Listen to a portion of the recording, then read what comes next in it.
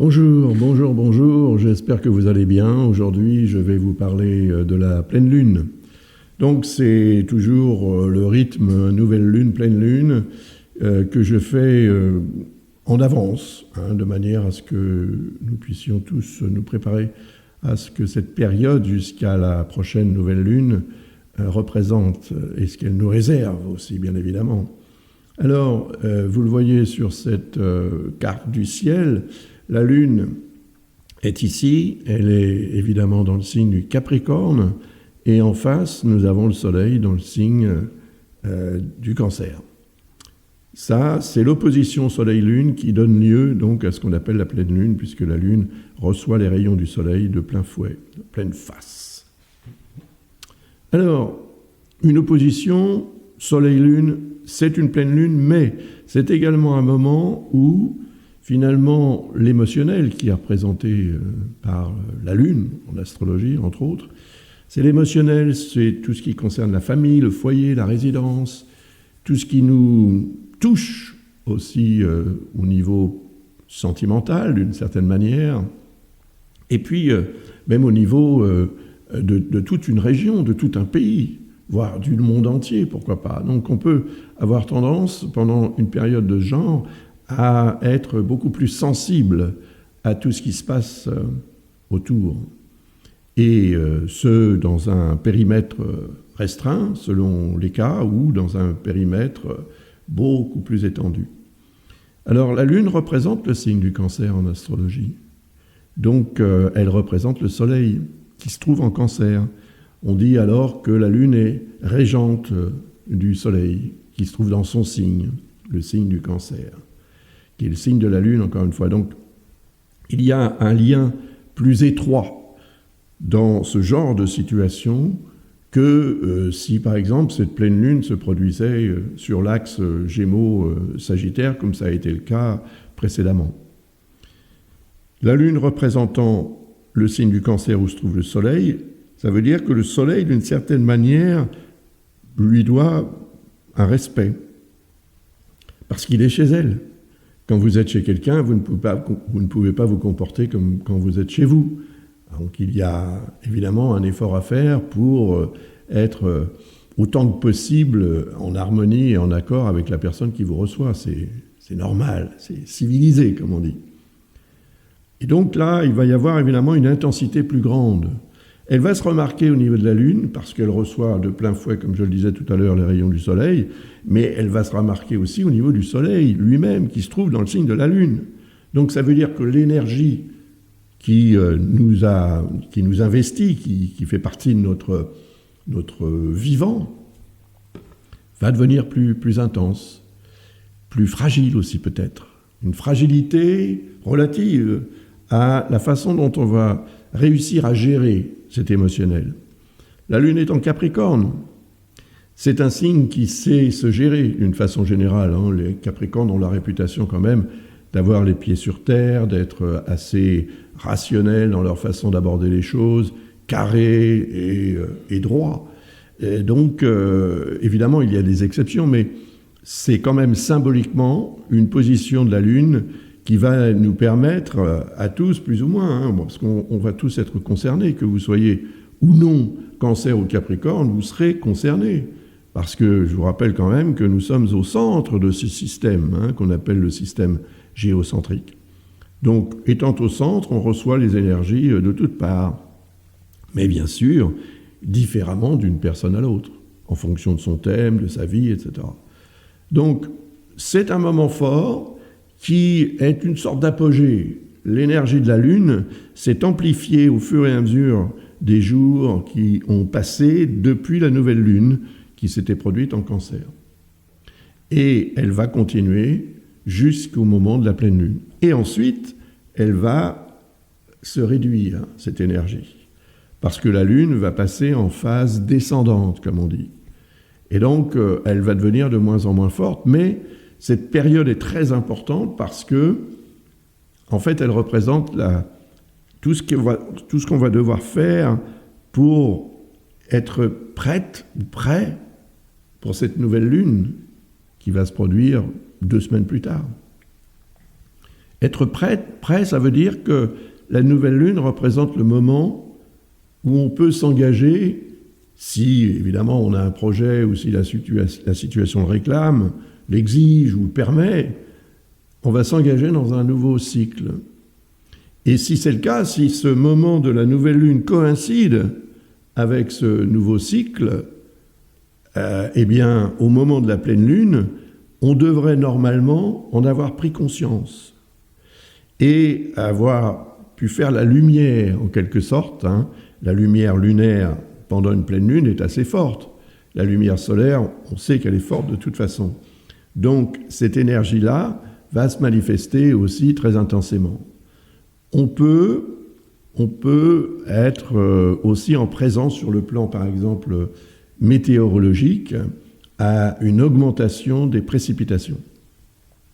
C'est vrai que c'est la période un peu, surtout dans l'hémisphère nord évidemment, mais même dans l'hémisphère sud. Là, j'ai reçu ce matin encore un message de la météo qui m'indiquait qu'il fallait faire preuve de grande vigilance si je devais circuler dans la région de Sydney.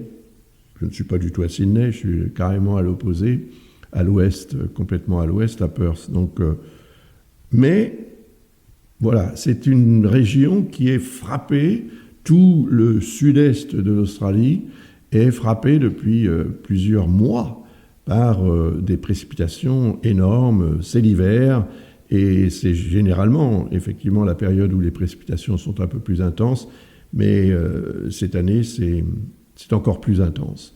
On a l'impression que Jupiter, qui transite le Cancer, signe d'eau, peut accentuer ces précipitations. C'est possible. Mais en tout cas, au moment de la pleine lune, de toute façon, il y a une espèce de phénomène d'aspiration de l'humidité. Et on sait que la lune a une influence assez conséquente, voire déterminante sur les marées. Donc elle crée des marées en nous aussi, puisque nous sommes constitués d'environ 70%, 70% même à 80% d'eau. Le cerveau, en plus, c'est encore plus que ça. Donc cette énergie lunaire nous affecte, qu'on le veuille ou non, physiologiquement, psychologiquement. Et le moment d'une pleine lune, c'est le moment de l'apogée de cette énergie. Donc, c'est vrai que certaines personnes ne ressentent pas d'effet particulier au moment de la pleine lune, mais d'autres y sont très sensibles. Là, ça va dépendre, évidemment, aussi de l'orientation de cet astre dans le thème de la personne concernée. Mais, voilà, c'est un moment qu'il faut, à mon avis, choisir pour décider de ce que l'on va commencer ou recommencer 2 semaines plus tard. Donc on aura 2 semaines environ pour clore certains dossiers, pour réaliser ce qu'on aura à réaliser afin de s'engager dans ce nouveau départ. Et cette nouvelle lune se produira en Lion, donc elle aura un effet un peu différent de ce qu'elle a pu avoir en Cancer, bien sûr, mais elle continuera d'être forte parce que là, ce que je vous ai dit tout à l'heure à propos de la Lune qui représente le signe du Cancer dans lequel circule le Soleil, eh bien lorsque la nouvelle Lune va se produire en Lion, c'est le contraire qui va se produire. C'est le Soleil qui sera chez lui, la Lune chez elle, et la Lune chez lui. La Lune ne sera pas chez elle, elle sera chez lui, pardon. Donc voilà, c'est encore une visite si vous voulez, et il y aura une analyse à faire à ce sujet, c'est intéressant. Donc, à part le fait que cette pleine lune va s'exprimer dans le signe du Capricorne, il faut aussi mentionner qu'elle sera reliée à Saturne, puisque Saturne représente le signe du Capricorne. Et Saturne est en Bélier ici, il est en Bélier avec Neptune, et ce faisant, il a cette tendance, si vous voulez, à produire un lien entre ce que représente Neptune et ce qu'il représente lui. La réalité, et Neptune le rêve. Alors, il y a ici un sextile, mais ce sextile va se manifester à partir du moment, cela dit, il se manifeste en toile de fond, mais il va se réveiller et donner naissance à une potentielle décision ou un événement particulier lorsque la Lune va rejoindre Pluton, puisqu'elle va déclencher l'énergie plutonienne qui, en accord avec Saturne et Neptune, permettra peut-être une régénération d'une situation importante. Il y a cependant une dissonance avec Vesta qui va se manifester, puisque la Lune noire en plus est à côté, et ça, c'est quand même assez symbolique de ce que la Lune noire peut apporter en termes de doute et d'inconnu. Voilà, on l'appelle la zone d'ombre, ça fait un peu peur, mais c'est quand même un élément qui représente ce dont on peut effectivement douter, parce qu'on n'a pas suffisamment d'informations, parce qu'on ne veut pas non plus peut-être en obtenir, parce qu'on craint de découvrir ce qu'on aura à découvrir ou ce qu'elle cache, etc. C'est complexe, la Lune noire. C'est aussi la libido, cela dit. Donc elle peut être beaucoup plus forte, par exemple, en ce moment, pour les natifs du Scorpion, bien sûr, et du Taureau, qui sont en face. Et ça peut avoir évidemment des conséquences sur la façon dont ces personnes vont se comporter et dont elles vont gérer cette libido qui est malgré tout comment dirais-je, une fonction tout à fait nécessaire, puisqu'elle permet aussi la reproduction. Donc, on a toutes sortes d'influences en lien avec les configurations que vous voyez au milieu de ce thème, mais je vais en parler de façon chronologique, jour après jour, si on veut, pas tout à fait. Mais les moments où la Lune va produire quelque chose d'intéressant, c'est ce que je vais analyser. Alors ça, c'est finalement ce que je viens de vous expliquer, c'est un tableau assez rudimentaire et assez, comment dirais-je, c'est un petit peu comme un sketch, c'est-à-dire comme un schéma. Ça n'est pas particulièrement précis, mais ça va le devenir au fur et à mesure que les jours vont passer et que la Lune, qui se déplace d'1 degré environ autour du cercle toutes les 2 heures, va produire jusqu'à ce moment de la rencontre avec le Soleil, c'est-à-dire au moment de la nouvelle Lune. Le 11 juillet, à 22h41, très précisément, c'est un peu excessif cette précision, mais quand même, elle peut être intéressante pour monter un thème astral, par exemple.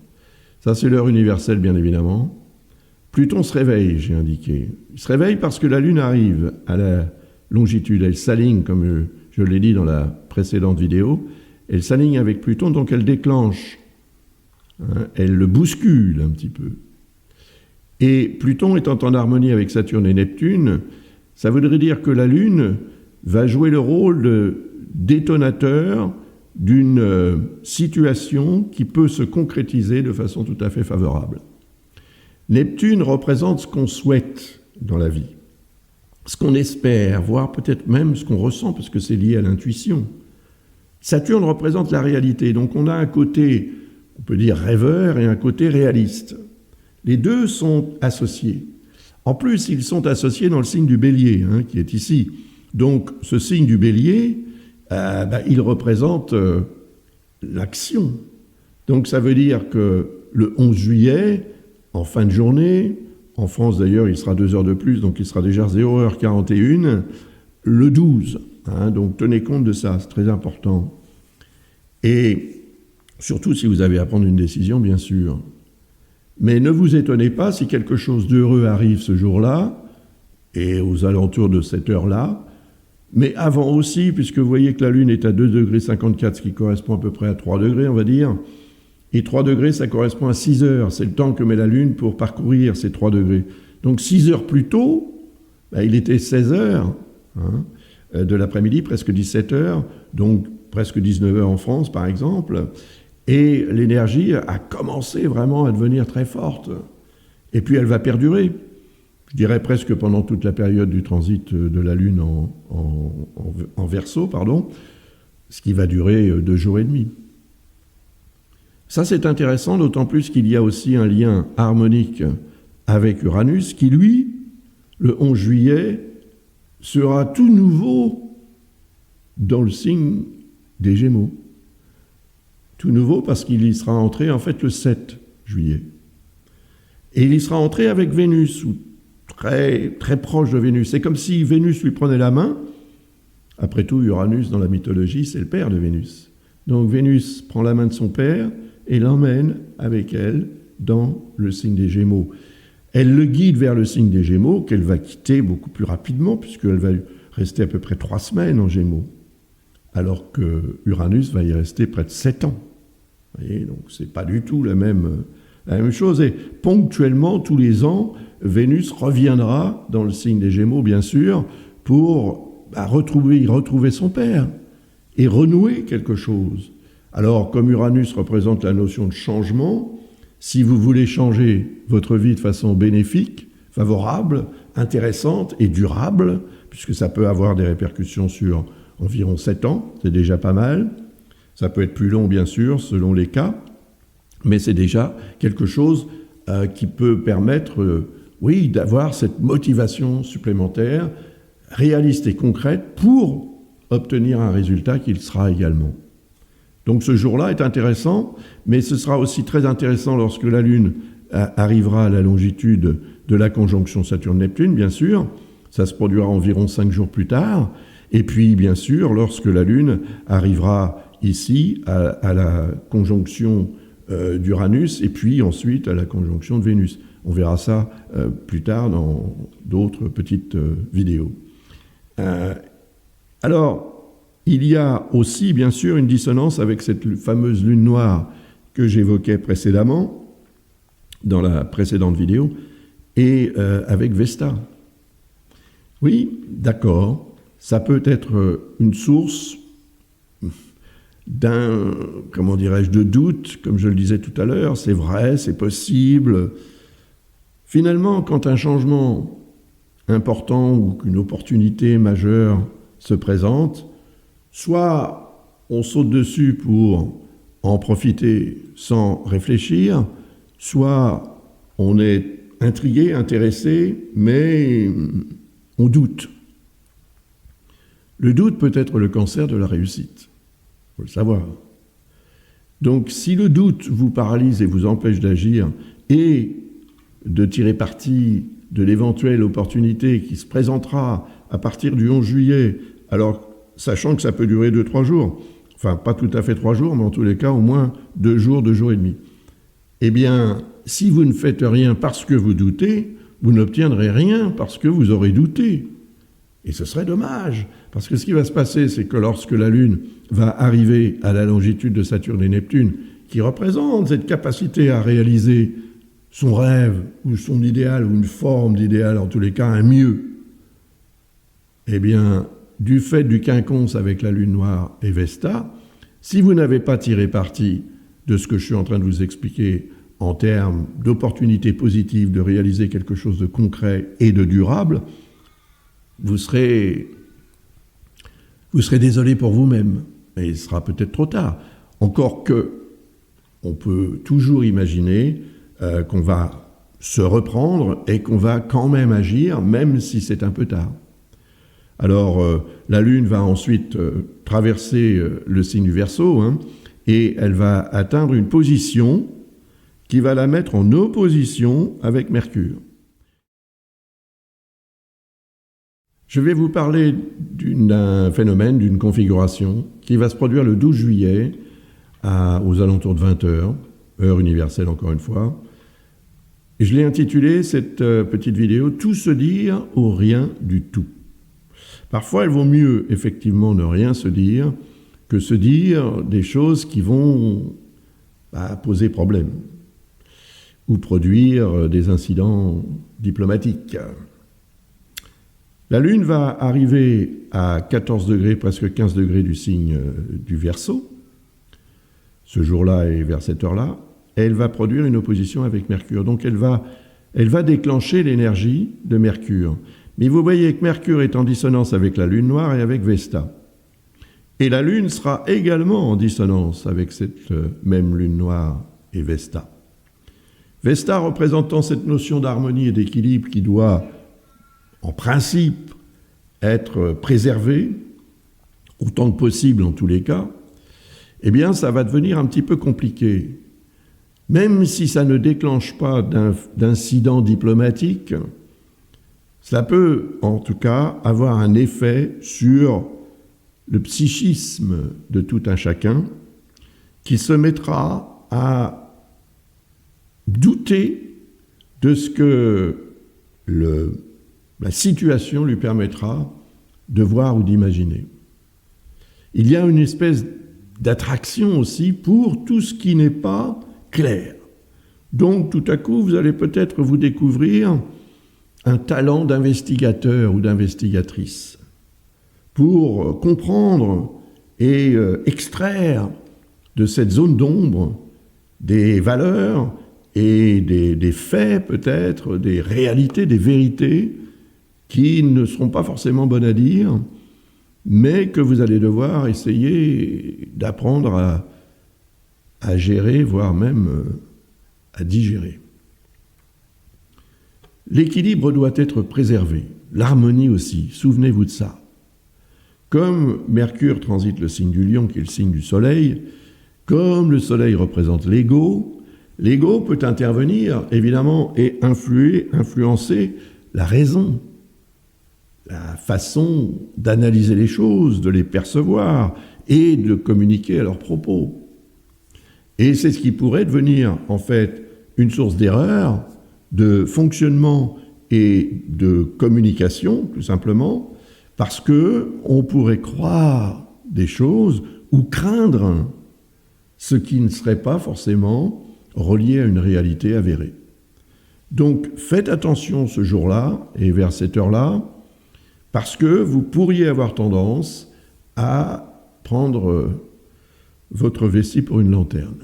Et comme disait Pierre Dac, vous allez vous brûler. Donc soyez dans la vigilance, mais pas dans le doute. C'est-à-dire qu'on peut avoir le droit de douter, bien évidemment, et on a ce droit de douter, parce qu'on ne peut pas non plus croire tout ce qu'on nous raconte, bien sûr, et d'ailleurs, vous allez vous en apercevoir sûrement pendant cette petite période, qui peut durer quand même une bonne journée. Il est possible que les médias nous rapportent des faits, des événements qui, finalement, ont été complètement inventés ou trafiqués. Il faut se souvenir que l'intelligence artificielle peut faire des prouesses à ce sujet et nous berlurer, et ça va devenir de plus en plus conséquent au fur et à mesure que les mois et les années vont passer. Pendant tous ces jours de Pluton en Verseau, il est fort probable que cette fameuse intelligence artificielle, qui est d'ailleurs représentée par le signe du Verseau, fasse des prodiges pour certains et des catastrophes pour d'autres. Donc, méfiance, oui, probablement, et c'est peut-être d'ailleurs cette méfiance qui peut sauver les meubles, comme on dit. C'est-à-dire éviter, en fait, un incident qui serait dû à quelque chose que l'on croirait et qui n'aurait rien à voir avec la réalité. Mais il ne faudra pas non plus se baser uniquement sur ce risque d'être trompé, entre guillemets, mais plutôt chercher à comprendre pourquoi et comment, ou bien à comprendre si, ou à démasquer le vrai du faux. À faire cette séparation des deux sera très importante ce jour-là. Voilà. Parce que ça déterminera aussi ce que vous allez en obtenir de cette cogitation et de cet échange, peut-être aussi qu'il s'agit de communication et d'opinions que vous allez partager avec d'autres. Et si le doute vous envahit complètement, vous allez être automatiquement aussi diminué dans votre manière d'aborder les choses parce que vous ne serez plus impartial. Voilà, donc souvenez-vous de cela et fonctionnez le mieux possible en gardant, quoi qu'il arrive, un regard positif sur les choses de votre vie. Je parle du 15 juillet à environ 4 heures et ensuite à environ 13 heures. Il va se passer deux choses. La Lune va d'abord arriver ici, c'est-à-dire à la longitude du nœud nord, mais d'abord elle va parvenir à l'opposé de Mars. Donc j'ai intitulé, ou j'ai titré, si vous voulez, cette petite vidéo par la question « C'est la guerre ?» La guerre, ma foi, malheureusement, sur cette planète, dans ce monde. Il y en a plusieurs en ce moment. C'est comme ça, c'est l'humain. Depuis qu'il existe, il aime bien se taper dessus, les uns les autres, pour des raisons parfois très débiles, si je puis me permettre. Mais pour des raisons qui peuvent être aussi beaucoup plus justifiées, bien sûr. En tous les cas, cette journée du 15 juillet est très importante parce que, voyez par exemple, la position, enfin l'arrivée de la Lune à la longitude du nœud lunaire nord, je l'ai intitulé « La direction à prendre, oui, mais laquelle ?» Bien sûr, c'est toujours la même histoire, si vous voulez. Donc, on a une Lune qui va s'opposer à Mars, qui va déclencher l'énergie de Mars, et qui se prépare à déclencher l'énergie du nœud nord. Or, elle va aussi déclencher l'énergie du nœud sud, automatiquement, par opposition exacte. Les nœuds lunaires sont diamétralement opposés. Donc, très bien, la Lune joue son rôle de déclencheur, elle déclenche l'énergie de Mars, la réaction à quoi? À la réaction à quelque chose qui peut enflammer les esprits et qui peut enflammer aussi les sentiments. Vous voyez ici Vénus. Vénus représente ce qui peut apporter du plaisir. C'est vrai que c'est la déesse de l'amour. Mais quand elle est en dissonance avec Mars, le dieu de la guerre, elle devient très, très forte. Trop forte même. Donc les sentiments peuvent dépasser les limites raisonnables. Et les réactions qui vont avec aussi, bien sûr. Cette dissonance peut entraîner des erreurs. Un coup de foudre, par exemple. Tout à coup, ça vous cloue au sol. Et ça vous permet aussi, de vous sentir très motivé par quelque chose, un sentiment qui dépasse les limites raisonnables et qui survient comme un coup de foudre. Voilà, la foudre tombe sur vous sentimentalement. Et donc vous êtes victime, quelque part, de cette configuration et de ce sentiment. Fort, très fort. Amour d'été, attention, les amours d'été ne durent pas forcément, mais ils sont souvent, effectivement, très forts. Alors, ça va dépendre, évidemment, de la nature du thème astral de chacun et de la vie de chacun. On a tous une façon de gérer les choses qui diffère des autres. Mais je pense quand même que ce genre de configuration, sur le plan même, je dirais, global, donc sur le plan mondial, peut entraîner une escalade des problématiques relationnelles entre différents pays ou différents partis politiques aussi, qui ne seraient pas d'accord, bien évidemment. Et ça peut entraîner effectivement une escalade soudaine et des incidents majeurs. Après, il peut y avoir aussi quelque chose qui est en lien avec la météo, avec l'air, l'eau, la terre, qui sont représentés par les 3 signes concernés. Vénus est dans un signe d'air, Mars est dans un signe de terre, et la Lune sera dans un signe d'eau, avec le nœud nord également. Mais, imaginons qu'on ait à prendre une décision importante, il va falloir qu'elle soit prise, je dirais de façon rationnelle, c'est-à-dire non pas sous le coup d'une émotion forte ou d'un sentiment, d'un coup de foudre, parce qu'on peut faire les pires bêtises quand on est soumis à ce genre de sentiment majeur qui survient d'un seul coup comme ça. Donc préparons-nous à faire preuve de tempérance, parce que ensuite, comme je le disais, la Lune va arriver à la longitude du nœud nord, et là ce sera la direction à prendre. Quelle sera-t-elle, cette direction à prendre? C'est à vous de choisir, bien sûr, mais il ne faut pas qu'elle soit choisie comme ça, intensément, sans réfléchir, impulsivement même, à cause de Mars, ou bien tout simplement en réaction à une situation ou un événement particulier qui viendrait comme ça tout à coup nous bousculer de façon très forte et bien sûr produire un désagrément majeur aussi, parce que Mars, qui transite le signe de la Vierge, là, ici, va évidemment atteindre le nœud sud. Ce sera plus tard, hein, on n'en parlera pas dans le courant de cette période entre la pleine lune et la nouvelle lune, ça c'est sûr. Mais Mars va atteindre le nœud sud. Et quand ça va se produire, ça aura un effet que j'expliquerai dans une autre vidéo. Donc voilà pour cette journée du 15 juillet. Elle promet quand même d'être assez intense. Donc préparez-vous, mais en même temps, n'en faites pas non plus une maladie.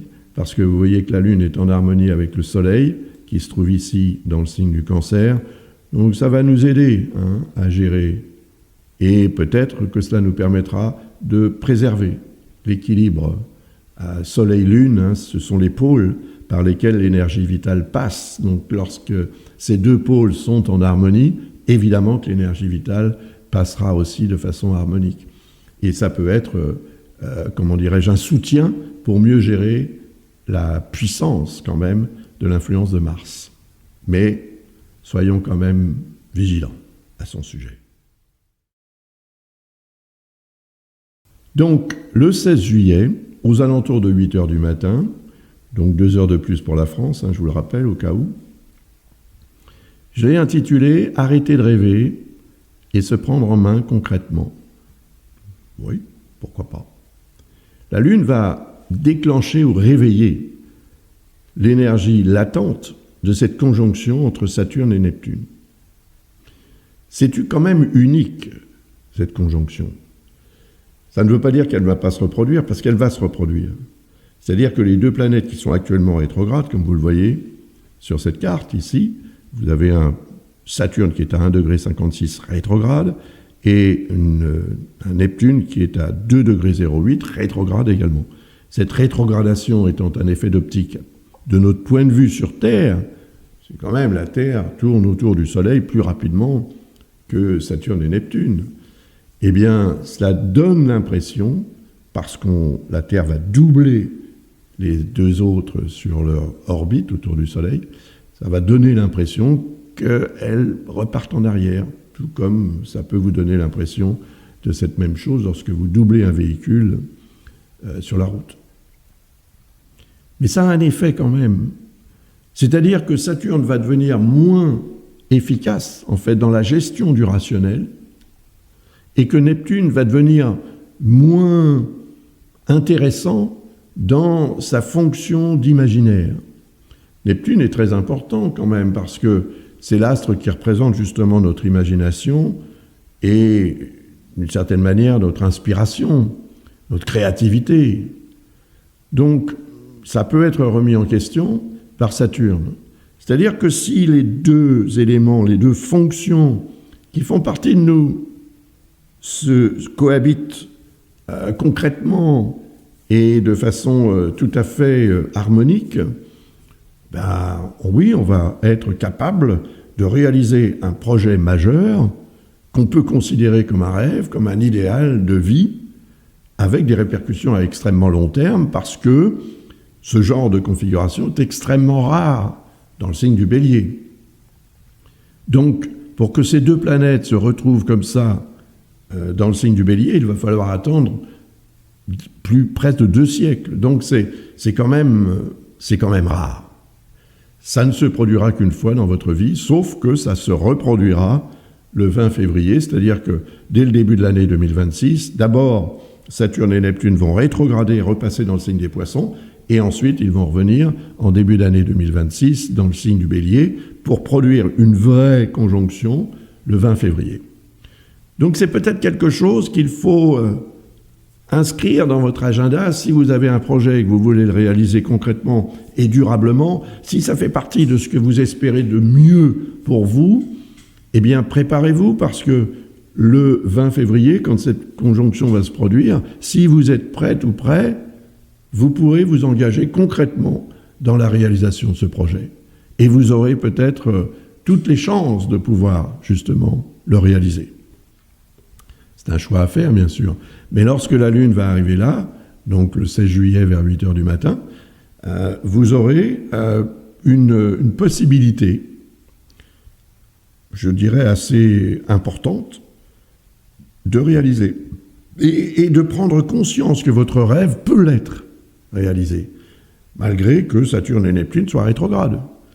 Mais ne vous faites pas des idées contraires à cette réalité. Donc, soyez très rigoureuse ou rigoureux dans la manière dont vous allez aborder les choses. Parce qu'il y a, toujours et encore, cette dissonance de Jupiter qui va s'atténuer, parce que Jupiter va prendre de la distance dans le signe du Cancer.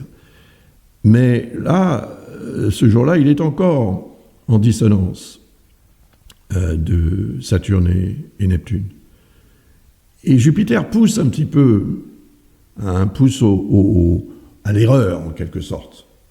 Parce que Saturne représente ce qui peut finalement vous sauver la mise, parce que vous ferez preuve de prudence, alors que Jupiter vous pousse à ne pas faire preuve de prudence.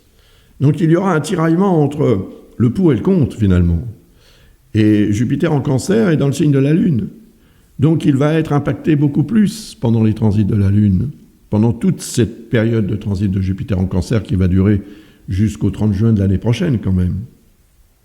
La Lune sera dominante, si vous voulez, par rapport à Jupiter. Et comme la Lune représente notre émotionnel sera beaucoup plus fort. Et donc les erreurs que cet émotionnel peut commettre seront beaucoup plus déraisonnables aussi. Et malgré tout, cela peut aussi être à l'origine d'événements très heureux. Naissance, coup de chance, opportunités extraordinaires, etc., qu'il ne faudra pas négliger. Mais tant que ces deux planètes sont dissonantes, surtout Saturne-Jupiter, mais Neptune va venir là pour accentuer un petit peu le brouillard, et si vous êtes dans le brouillard, vous devez faire beaucoup plus attention à la façon dont vous conduisez, pour éviter les obstacles, les incidents de parcours, comprenez ? Donc voilà, Jupiter va produire une alternance ou une oscillation entre le pour et le contre. Et ce jour-là, vous allez le ressentir fortement. D'autant plus qu'il y a un quinconce qui va se produire avec le Soleil, et ce quinconce montre évidemment que, finalement, tout ce qui peut vous paraître très lumineux pourrait avoir tendance à vous éblouir, et donc à produire ou à accentuer le doute. Et si vous doutez, n'agissez pas, attendez.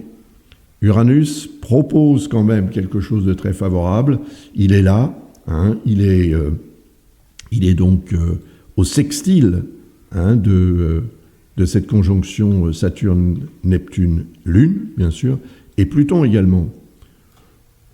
Donc le potentiel quand même est assez conséquent. Et si vous êtes capable vraiment de faire la part des choses entre ce qui fait partie du rêve, donc de l'illusoire, et de la réalité, vous allez vous placer entre les deux, vous pourrez avancer vers ce que vous voulez changer, qui est représenté par Uranus, et profiter d'une énergie de régénération, représentée par Pluton, qui s'est déjà manifestée ultérieurement, quelques jours auparavant, environ 5 jours auparavant. Et si, environ 5 jours auparavant, vous avez agi de la manière la plus comment dirais-je, éclairée pour obtenir ce que vous désirez, réaliser ce fameux rêve, ce jour-là, peut-être que vous allez obtenir une image concrète de ce potentiel de réalisation qui peut-être n'attendra que l'arrivée de la Lune à la longitude d'Uranus pour se manifester. Et ça, ce sera encore environ 5 jours plus tard. Le 18 juillet, 3 heures du matin, 5 heures du matin en France, ailleurs dans le monde, faites votre petit calcul, si vous êtes au Canada par exemple, ça se produira le 17 dans la soirée, voire dans la nuit. La Lune arrive à la longitude de Chiron. Elle déclenche, c'est une conjonction comme on dit, elle déclenche l'énergie de Chiron. J'ai intitulé cette petite vidéo « Chiron, le médecin, la santé, l'analyse ». Et oui, la santé, oui, au sens propre du terme, oui. Le médecin, oui, on appelle Chiron le médecin intérieur d'ailleurs. Donc le médecin intérieur, ça veut dire quoi ? C'est notre capacité à comprendre ce qui se passe à l'intérieur de nous. Quand on a mal au bras, on n'a pas mal aux pieds. donc on sait qu'on a mal au bras et que le pied est OK. Vous voyez, c'est une analyse très simpliste, bien évidemment. Et ça peut aller beaucoup plus loin que ça. Donc c'est cette capacité à ressentir ce qui se passe en nous qui peut devenir utile ce jour-là, le 18 juillet vers 3 heures du matin. Alors ça va durer encore quelques heures, puisque Chiron est à 27 degrés du signe du Bélier, donc il lui reste il reste à la Lune 3 degrés pour sortir du signe du Bélier et passer en Taureau, ce qui correspond à 6 heures. Donc vous voyez, vous ajoutez 6 heures à 3 heures, ça fait 9 heures. Donc vers 9 heures du matin, heure, encore une fois, universelle, la Lune sort du Bélier pour passer en Taureau et son influence par rapport à Chiron devient, non pas caduque, mais s'affaiblit très nettement. Mais 3 ou 4 heures plus tôt, voire même davantage, la Lune aura commencé à avoir un sérieux effet sur l'énergie de Chiron. Et comme il y a une dissonance avec le Soleil, c'est ici une quadrature, le Soleil est à 26 presque du signe du Cancer, cette dissonance crée automatiquement une déstabilisation des pôles. Les pôles qui sont représentés par les luminaires, comme on les appelle, c'est-à-dire le Soleil et la Lune. Ce sont les deux éléments principaux. Et quand ils sont dissonants, ça peut avoir tendance à augmenter les risques de perturbations à différents niveaux. Des perturbations dans certains domaines, des perturbations de santé ou des perturbations de la santé d'un certain domaine. Alors, il ne faudra pas non plus entrer dans l'exagération, parce que le Soleil, qui représente la lumière, peut avoir tendance à faire la lumière sur quelque chose qui serait exagéré. Mais, comme c'est en Bélier, et que c'est le signe qui est représenté par Mars, qui est ici dans le signe de la Vierge, en dissonance avec Vénus, mais surtout dans le signe de la Vierge près du nœud lunaire sud, ça indique qu'il va falloir peut-être accepter de lâcher prise d'une certaine façon de fonctionner pour rétablir l'harmonie et l'équilibre, soit physiologique, soit psychologique, soit, je sais pas moi, financière, professionnelle, enfin dans un domaine ou dans un autre. Dans tous les domaines de la vie, la notion de santé peut se manifester. Si vous avez une vie sur le plan financier qui est en bonne santé, ça veut bien dire ce que ça veut dire. Donc, quand il y a un problème de santé à ce niveau-là, ça veut dire aussi ce que ça veut dire. Donc, il faudra, ce jour-là et vers cette heure-là, c'est très tôt, donc vous serez peut-être en train de dormir, mais ça peut représenter quand même quelque chose qui peut vous affecter sur le plan physiologique, oui, mais moral aussi. Et puis, il y a un faux aspect, c'est-à-dire une fausse quadrature avec Pluton. Elle est tracée ici en gris. Pluton est ici à 2 degrés 42. On peut considérer une quadrature. C'est un faux aspect.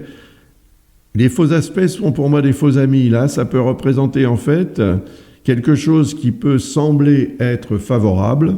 Imaginons par exemple un souci de santé, tout simplement. Donc, voilà, un symptôme quelque part. Mais Pluton, qui est là, peut vous donner l'impression que ça va se soigner tout seul.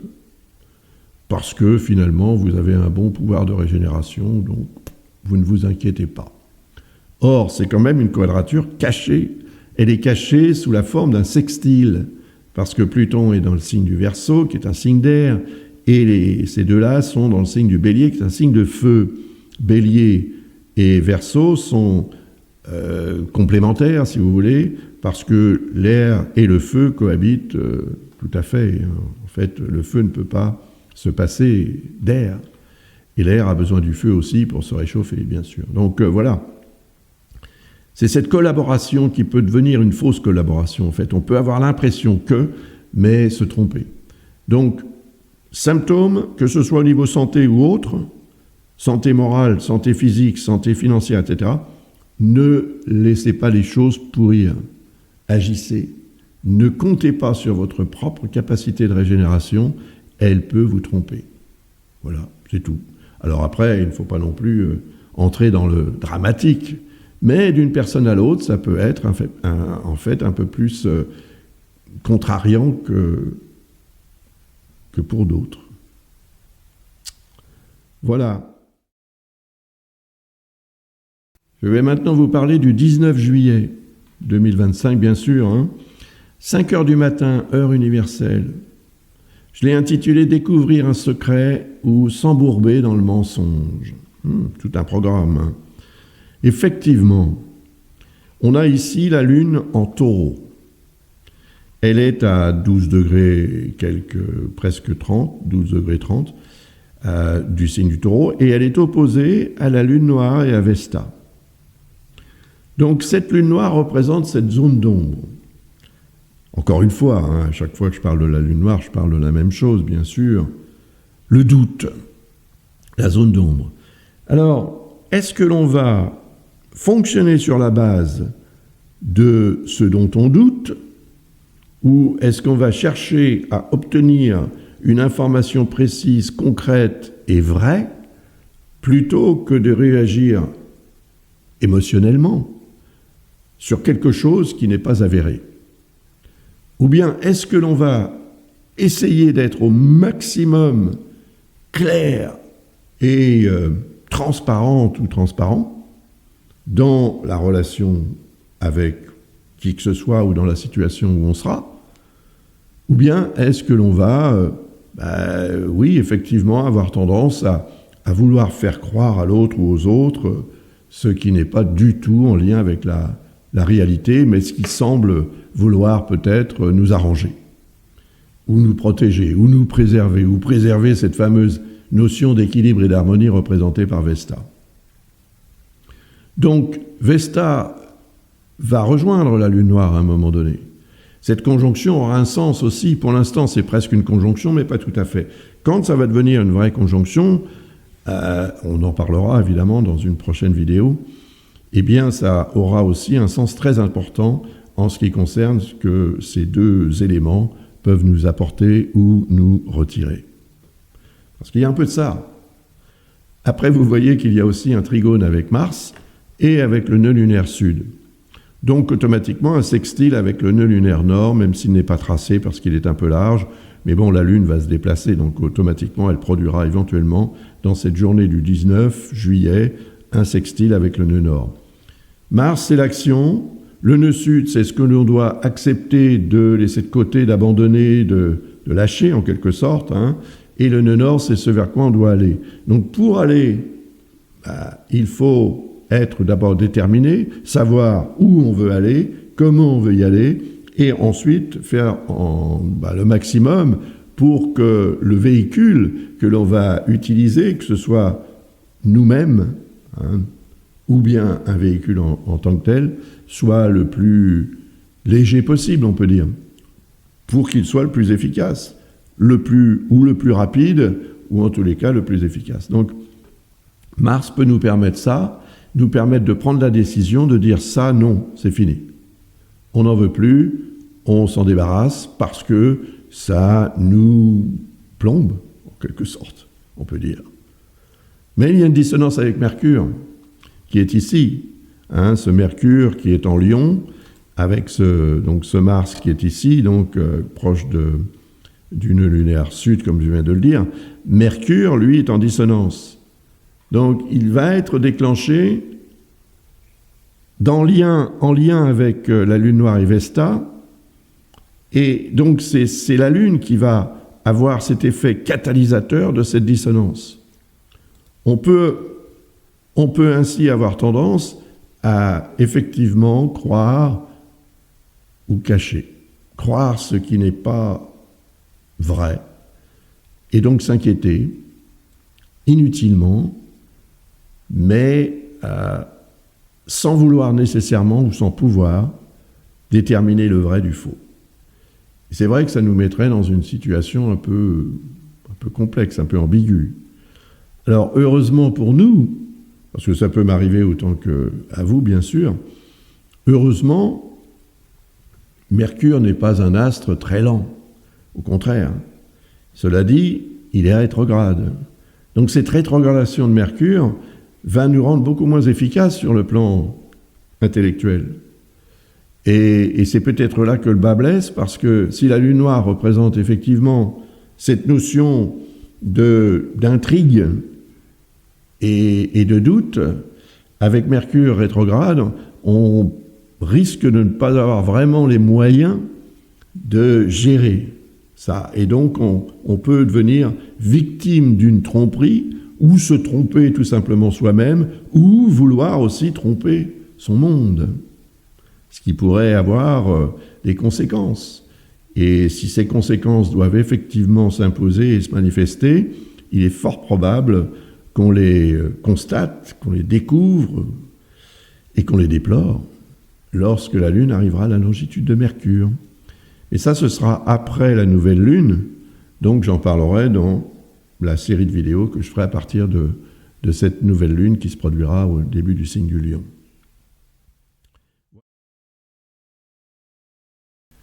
Le 20 juillet, à 11h du matin, heure universelle encore une fois, la Lune arrive à la longitude d'Uranus, que vous voyez ici. Donc, Uranus représente la notion de changement. Ok. Imaginons qu'un changement se soit déjà produit dans votre vie ou qu'il soit sur le point de se produire, que ça fasse partie vraiment de l'avenir immédiat, ou presque. Eh bien, le 20 juillet, vers 11h du matin, j'ai intitulé la vidéo « Changer de direction pour retrouver le tempo ». Ça veut dire changer en fait de façon de fonctionner ou changer son environnement, en tous les cas changer quelque chose pour améliorer considérablement et profondément sa vie. Ça, c'est quand même quelque chose sur lequel on peut avoir tendance à focaliser, et ce sera heureux, parce que c'est très positif. Ben oui, on a un trigone avec Pluton, qui est ici à 2,42 °, rétrograde, c'est vrai. Bon. Et on a un sextile avec cette conjonction Saturne-Neptune, qui sont également rétrogrades, c'est vrai. Mais quand même, nous sommes en présence d'un trigone et de 2 sextiles, donc de ce beau triangle bleu, très prometteur. Mais justement parce que les planètes concernées, en tous les cas Pluton, Saturne et Neptune, sont rétrogrades, il est possible qu'il faille attendre un peu plus pour obtenir ce résultat concret, en lien avec un idéal existentiel, quel qu'il soit, en lien avec ce que on veut régénérer, faire renaître. La notion de renaissance est représentée par Pluton, donc elle va être très nettement amplifiée. Et si, ce que j'ai expliqué lorsque la Lune est arrivée à la longitude de Pluton est prise en considération, si on agit dans le sens de ce que cette configuration ou ces configurations représentent, lorsque la Lune est arrivée à la longitude de Saturne et Neptune, il y aura donc eu automatiquement une répercussion de ce qu'on aura fait, ou une conséquence positive de préférence de ce qu'on aura fait au moment de l'arrivée de la Lune à la longitude de Pluton. Et puis là, c'est la 3e étape. L'étape finale ou l'étape décisive, comme vous voudrez l'appeler, en tous les cas, c'est une échéance majeure. Car vous allez atteindre le changement. Avant, on peut l'imaginer, on peut l'organiser, on peut aussi faire les efforts nécessaires qui peuvent être très profonds et très intenses pour obtenir ce changement, mais c'est vraiment lorsque la Lune arrivera à la longitude d'Uranus que ce changement devient avéré. Donc soit il se produit effectivement, mais du fait des rétrogradations des 3 autres planètes, il peut y avoir une confirmation qui demandera un certain temps d'attente avant d'être officialisée. Et cette officialisation peut parvenir en fait à tout moment, mais peut-être en lien aussi avec le transit de Jupiter qui, lorsqu'il va arriver en Lion, à partir du 30 juin 2026, quand même, se mettra en harmonie avec Saturne et Neptune. Et opposé à Pluton, il déclenchera l'énergie plutonienne de régénération. Donc ça, évidemment, ça fera partie aussi des configurations que je vais me faire un grand plaisir d'analyser. le 21 juillet, 19h. 21h en France et ailleurs dans le monde, faites votre petit calcul comme d'habitude. J'ai intitulé cette vidéo « Coup de foudre ». Amour d'été, la passion dévorée. Ouh, ça promet. Effectivement, j'en ai déjà parlé de cette configuration qui implique Vénus et Mars. Avec d'un côté le nœud sud et automatiquement de l'autre, c'est pas tracé ici, mais je vais le faire tout de suite, enfin si on veut, c'est un peu grossier, mais vous allez comprendre, une dissonance avec le nœud nord. La dissonance avec le nœud nord et le nœud sud est obligatoire. Quand il y a une quadrature sur le nœud sud, il y en a une sur le nœud nord automatiquement, puisque les deux éléments sont diamétralement opposés. Mais ça va nous poser peut-être problème, parce que ça veut dire, est-ce que je dois aller vers ce renouveau représenté par le nœud nord, ce qui m'appelle, ce qui m'intéresse, ce qui me rend intense, ou est-ce que je dois conserver le statu quo?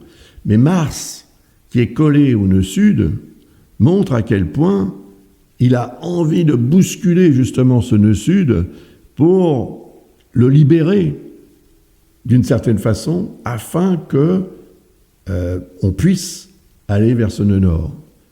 Mais pas trop vite. Si vous voulez, Vénus représente les sentiments. L'amour est aveugle. Il faut se méfier de ça, dans le sens où ce que l'on peut faire pour ceux qu'on aime dépasse souvent les limites raisonnables.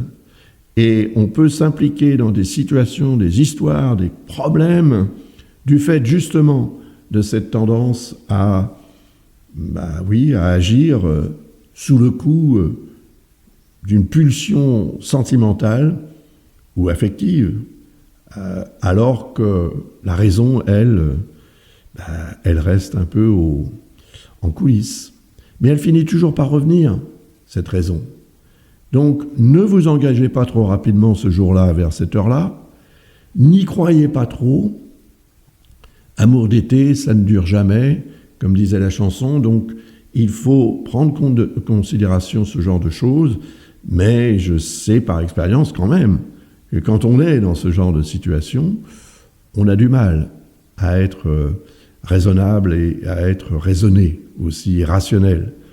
On perd du rationnel, mais il est remplacé par le plaisir en fait, et le désir également, qui est également, lui, représenté par ce genre de configuration. C'est la passion dévorante. Mais cette passion dévorante, soyons-en, conscients, elle risque de produire des dégâts plutôt que du bonheur à très long terme. Donc, pas d'erreur ce jour-là à cette heure-là. Essayez de tenir, en fait, la force nécessaire pour contrôler vos sentiments, et puis profiter de la situation, mais en connaissance de cause et en sachant que ce dans quoi vous allez vous engager, éventuellement, sera sans lendemain, éventuellement, mais il ne faudra pas en faire un drame. Voilà. Et après, vous serez beaucoup plus tranquille pour gérer ce qu'il y aura à gérer. Et quand je parle d'amour, ça peut être effectivement ça au sens propre du terme, mais ça peut être aussi quelque chose que vous allez désirer tout à coup. Vous offrir, par exemple, un objet, un vêtement ou un voyage, parce qu'on est là quand même dans le signe des Gémeaux, quoi que ça puisse être, qui peut dépasser les limites raisonnables parce que vous allez le faire sous le coup comme ça d'une pulsion affective. « Oh, j'adore ça, je veux le faire !» Allez, on le fait. Allez-y. Mais quand la Lune va arriver à la longitude de Mars, qui va se produire, à peu près 7 jours et demi plus tard, à peu près, vous voyez, c'est pas long, Une bonne semaine plus tard, la Lune arrivera à la longitude de Mars et du nœud sud. Et si vous êtes tombé victime de cette configuration Vénus-Mars, vous allez en déplorer les conséquences. Enfin, je ne veux pas non plus faire, le rôle du fauteur de troubles ou du négatif. Non, ça peut être très positif si on réussit à gérer ce sentiment fort qui va émaner de cette position de Vénus en dissonance avec Mars. Vous voyez que le 23 juillet à 5 heures du matin, ou un peu avant d'ailleurs, le soleil entre dans le signe du lion. Il y sera certainement entré le 22 d'ailleurs, dans l'après-midi ou la soirée selon le lieu où vous résidez. Mais ce dont je voudrais vous parler, c'est cette conjonction qu'on voit ici entre la Lune et Jupiter. Elle produit un trigone, c'est cette ligne bleue là, c'est un lien très harmonique avec la Lune noire et Vesta. Pas mal. Parce qu'on en a parlé à plusieurs reprises, j'en ai parlé à plusieurs reprises de cette Lune noire collée à Vesta.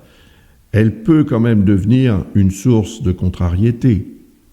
C'est la zone d'ombre, encore une fois, cette fameuse zone d'ombre. C'est ce qu'on cache, qu'on ne veut pas non plus voir, ce qu'on ignore, ce qu'on ne veut pas savoir. C'est compliqué. C'est tordu même, je dirais, la Lune noire. C'est aussi la libido, donc ça peut être tordu, la libido, effectivement. Et Jupiter représente l'exaltation, mais dans ce cas, étant donné qu'il s'agit d'un trigone, cette exaltation semble être bien gérée. Elle peut même devenir une source d'informations utiles et officielles en ce qui concerne cette fameuse zone d'ombre représentée par la Lune noire. Elle peut permettre aussi de bénéficier ou de profiter de certaines pulsions, de certaines capacités reliées à cette libido ou émanant de cette libido, comme les capacités de reproduction, tout simplement, et également de production, c'est-à-dire de création.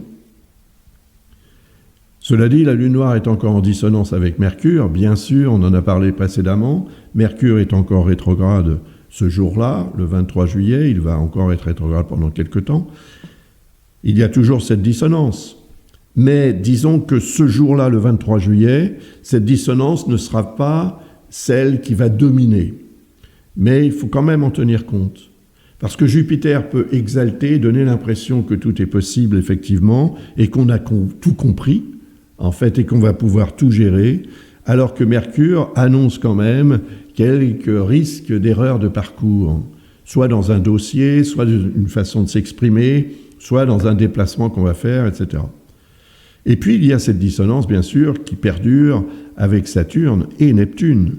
Mais elle devient de plus en plus large, parce que vous voyez ici que Jupiter est à 9 degrés 48, donc presque 10 degrés du signe du Cancer, et que Saturne et Neptune sont à 1 et 2 degrés du signe du Bélier. Donc ça fait quand même une quadrature, puisque c'est 90 degrés normalement une quadrature, enfin l'angle qui sépare les éléments concernés devrait être à 90 degrés pile, mais on accepte un peu moins et un peu plus, donc on rend l'aspect plus ou moins fort. Et là, c'est vrai que c'est un aspect qui devient de moins en moins fort. Mais quand même, il faut en tenir compte parce que Saturne représente la réalité sur le terrain et Neptune représente le rêve, l'idéal, etc., dont je vous ai déjà parlé dans d'autres vidéos.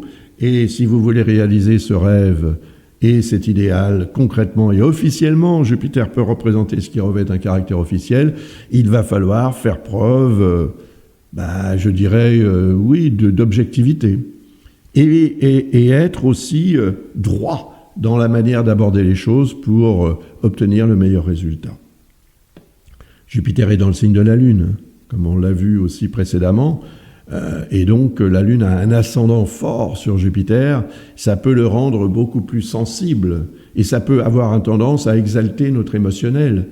Et quand l'émotionnel s'impose, le rationnel part en coulisses, comme d'habitude.